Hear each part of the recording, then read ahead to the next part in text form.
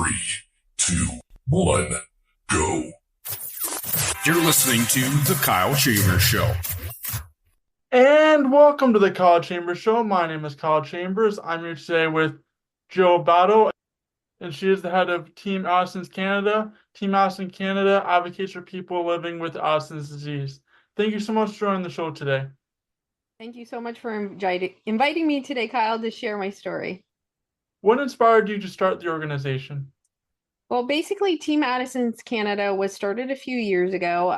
When I was diagnosed with Addison's disease about 15 years ago, I became a very strong advocate for it by just basically sharing my story on Facebook. And a gentleman from Sweden followed my Facebook, my Instagram posts, and he started Team Addison's Global, which advocates for people with Addison's or adrenal insufficiency.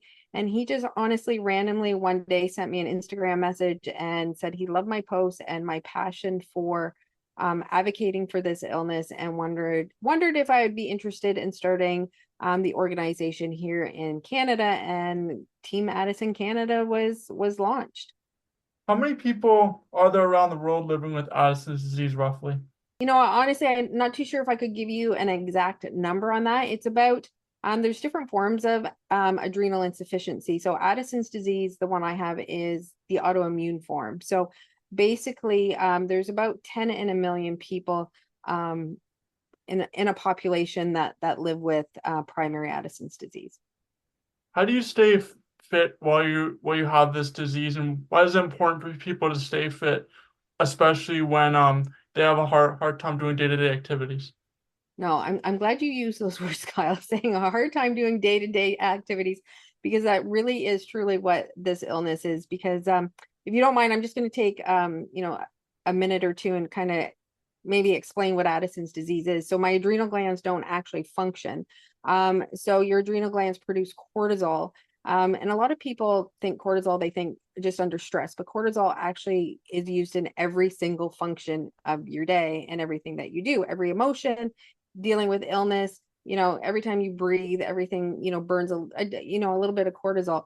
So if that's off, it's everyday functions can be definitely a challenge for that. So before I was diagnosed with Addison's disease, I was in the fitness industry. I have a degree in nutrition, personal trainer, yoga instructor. I took extremely good care of myself, and I really believe that helped with my diagnosis, that I didn't get extremely sick because I was very in tune to my body. I was fueling my body properly. And since diagnosis, I think taking care of myself and some of the things that I do to take care of myself, first point, which we all should do just as human beings and taking care of our bodies, is nutrition. Nutrition, it really is 80% of the game. And I really try to, fuel my body with wholesome foods, non-processed foods, because not only does it give me the strength internally to fight this war zone that's going on all the time, but it also gives me, the ability to live the best quality of life. So that's kind of the biggest thing that I focus on. And then because the illness, affects my energy levels and my cortisol levels, I just kind of take exercise as it comes. I do it in short spurts because, again, I know it's very important to keep my body strong so that I can fight this illness and have a high quality of life. What are some misconceptions about your condition? I think some of the misconceptions about this illness is, first of all, it's not very well known in the medical community because it is rare.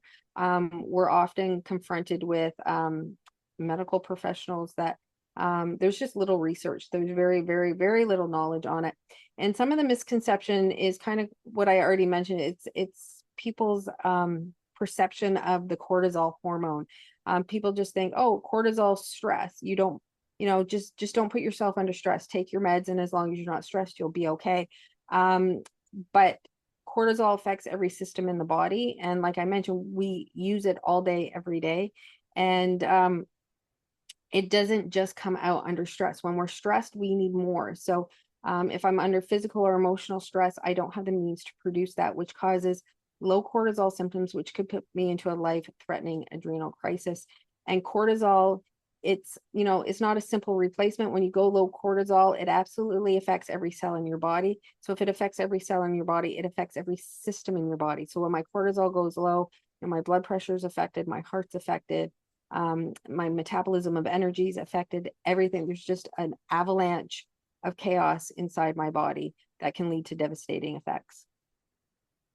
What have you done through Chronically Fit Canada to help advocate for people with chronic illness to stay fit and be healthy throughout their lives? Basically, Chronically Fit Canada started, when I was diagnosed. I came up with the name because I was in the fitness industry. I wanted to put a positive spin on, instead of the word chronic illness, I wanted to be chronically fit.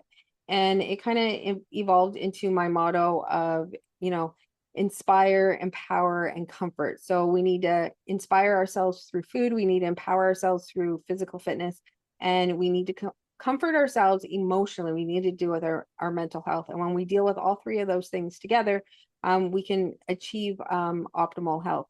So Chronically Fit Canada was started. It's evolved over the years as my life evolved over the years. And as we all went through COVID together. And one of the things I discovered through COVID was, and my change of life at the time, was the power of virtual fitness and reaching people virtually. And living with a chronic illness, I know sometimes it's really, really hard to get out and to do things. You want to go to fitness classes, you want to take care of yourself, but sometimes the energy you expend just to get to those places and to socialize can be a really big obstacle for people. So it evolved into this virtual fitness business where I can now connect with people, literally around the world. And I use the term, go at your own pace in your own space, and that it's not about just, putting pressure on ourselves to be perfect in our health, but just trying to make some progress and do something positive for ourselves. I think that's really important because people have different physical strengths, physical limitations, what have you. People could be starting, they could have been in marathons for many years. I know people have done that, or they could literally haven't done any fitness in 50 years or whatever. So I think it's important. We look at athletes, and athletes are phenomenal at the Olympics, for example, right now. But I think that we look at athletes and we think of that standard we see in magazines and these different things. That level is great, and it's a great goal to get to maybe down the road, but sometimes it's not realistic for what you need on a day-to-day basis to get by and be healthy as well. We all have different bodies, and our bodies are amazing things. And when we give them the tools to do it, we can get stronger and achieve our goals. Thank you so much for joining the show today. All right. Thank you so much, Kyle.